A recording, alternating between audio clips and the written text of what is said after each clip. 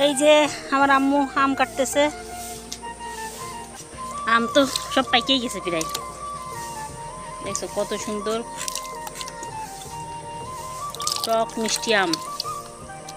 আম অনেক সুন্দর, কিন্তু আচার বানাইতে গেলে আসলে আম হইলে আর বেশি মজা হয়।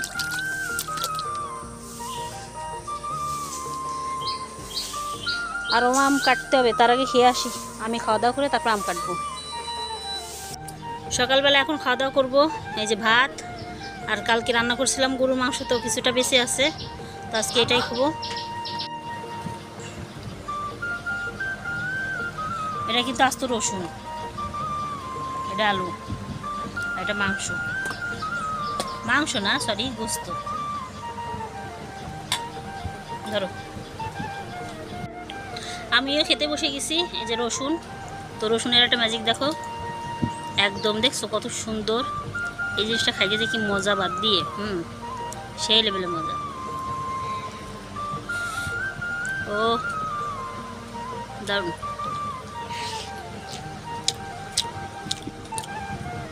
দারুণ টেস্ট।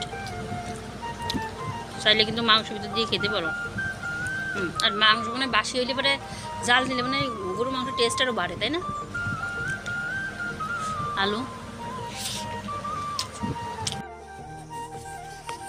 আসসালামু আলাইকুম সবাইকে, কেমন আছেন সবাই? আশা করি ভালো আছেন, সুস্থ আছেন। এখন হচ্ছে যে আমরা আম চুলতেছি। আজকে হচ্ছে আমের আচার বানাবো, টক মিষ্টি ঝাল আচার।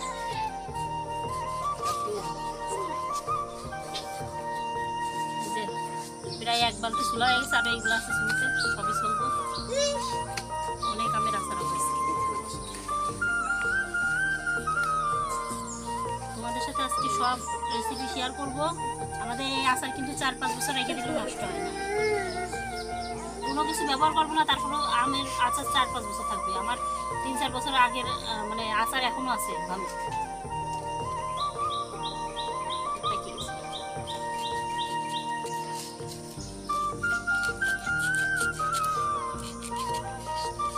সবগুলোই লাল লাল হয়ে গেছে। লালের কারণে কিন্তু আমের আচারের কালার কিন্তু সেই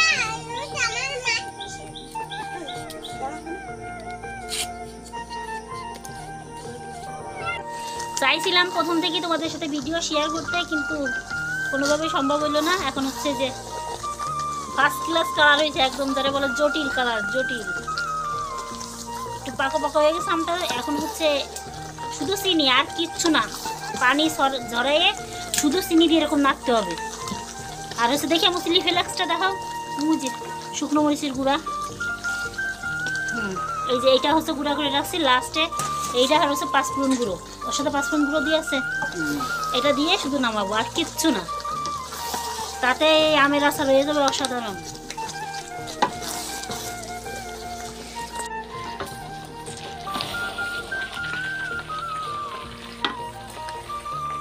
এই আম দিয়ে সত্য হয়, জানো? আম সত্য 1 সেকেন্ড মানে আধা ঘন্টার ভিতরে বানানো হয়ে যাবে সত্য।